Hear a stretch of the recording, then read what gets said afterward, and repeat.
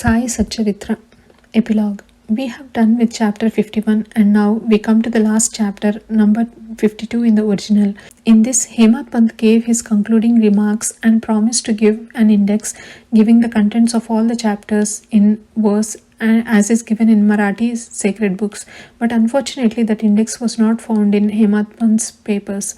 It was therefore composed and supplied by an able and worthy devotee of Sai Baba, Mr. B.V. Dev, retired Mamaltar of Tana. As we give in English books an index in the beginning and contents of each chapter at its top, we need not consider the last chapter as index here, and so we consider this chapter as the epilogue. Unfortunately, Hemad Pant did not survive to revise the manuscript of this chapter and make it ready for the press. When it was sent to the press, Mr. Dev found it to be incomplete and unintelligible in certain places, and it had to be published as it was found. The main topics therein are briefly given below. Greatness of Sadguru Sai. We prostrate ourselves before and take refuge in that Sai Samarth, who besets all animate and inanimate things in the universe, who pervades all creatures equally without any differentiation, to whom all devotees are alike, and who knows not honor and dishonor, like or dislike. If we remember him and surrender to him, he fulfills all our wishes and makes us attain the goal of life. This ocean of mundane existence is very hard to cross. Waves of attachments beat high against the bank of bad thoughts and break down trees of fortitude. The breeze of egoism blows with force and makes the ocean rough and agitated. Crocodiles in the form of anger and hatred move there fearlessly.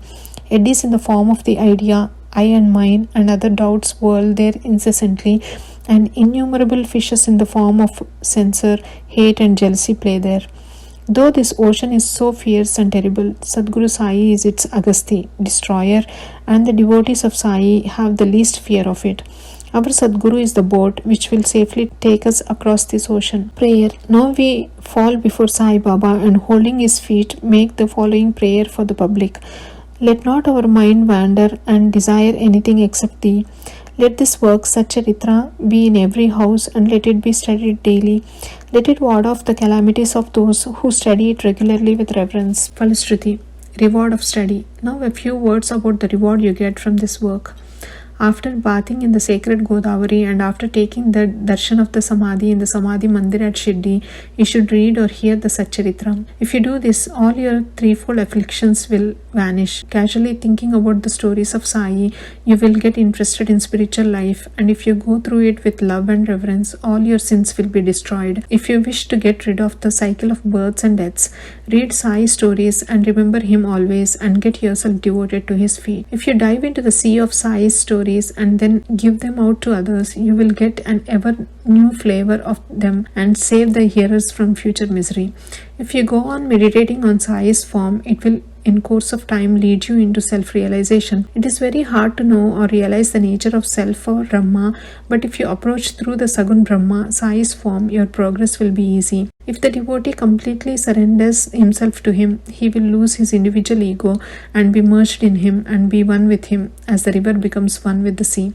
If you thus become merged with him in any of the three states, that is waking, dream and sleep, you get rid of the bond of sansar. If anybody after bathing reads this with love and faith and completes it within a week, his calamities will disappear, or if he hears or reads it daily and regularly, all his dangers will be warded off. He will get the reward according to his faith and devotion. Without these, there will be no experience of any kind. If you read this with reverence, Sai will be pleased, and by removing your ignorance and poverty, will give you knowledge, wealth and prosperity. With concentrated mind, if you read a chapter daily, it will give you unbounded happiness.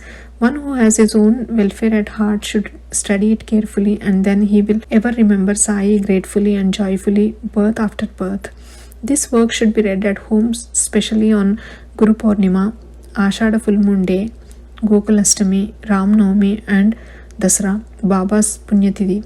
If you study this one book carefully, all your desires will be satisfied, and if you always remember Sai's feet in your heart, you will easily cross the Bhava, worldly illusions sagar. By its study, the deceased and sick will get health, the poor wealth, the mean and afflicted the prosperity, and the mind will get rid of all futile ideas and get steadiness. Dear devoted readers and listeners, we also bow to you all and make you a special request. Never forget him whose stories you have read day by day or month by month. The more fervently you read or listen to these stories, the more encouragement Sai gives us to serve you and be of use to you. Both the author and the readers must cooperate in this work, help each other, and be happy. Prasad Yachana. We close this with prayer to the Almighty for the following prasad of favor. May the readers and the devotees have complete and wholehearted surrender and devotion at Sai's feet. May his form be ever fixed in their eyes, and may they see Sai, the Lord in all beings. Amen. Bow to Sri Sai, peace be to all. Aarti. O Sai Baba, we wave lights before you, the bestower of happiness to the Jivas. Your servants and devotees rest under the dust of your feet, burning, destroying desires. You remain absorbed in yourself and show the Lord God to the aspirants. As one feels intensely for you, you give him experiences or realizations accordingly.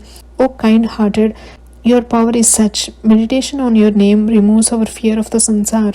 Your method of word is really unfathomable, as you always help the poor and the helpless. In this Kali age, you, the all-pervasive Datta, have incarnated as Sagun Brahma, ward of the fear of sansar of the devotees who come to you every Thursday, so as to enable them to see the feet of the Lord.